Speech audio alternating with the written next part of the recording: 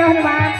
তুমি কি পারবে পুত্র মেঘরাজ ভবনে ইন্দ্রলোকে তুরান দেশে নীলক রাজ্যে একটি অশ্ব রয়েছে, অষ্টবর্ণের অশ্ব।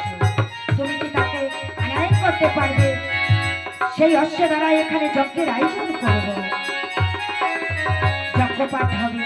তুমি কি পারবে পুত্র? হনুমান বলছে, আমি হনুমান কর্ম বিশেষে এবার আমি পশু দেহ ধারণ করেছি, তবে আমি 40 মনে হনুমান। আমার দেহ ধারণ যাই হোক, আমার হৃদয় মন্দিরে আপনারা দুজনাই যুগলে বসে রয়েছেন। প্রভু আপনি আমাকে আদেশ করো, আপনার পদরেণু আমার মস্তকে থাকলে আমার অবশ্যই সম্ভব।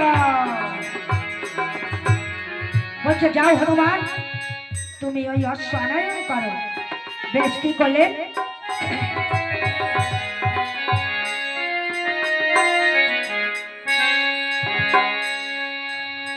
এক লক্ষ দিয়া হনুমান, এক লক্ষ দিয়া হনুমান আকাশেতে যায় রে।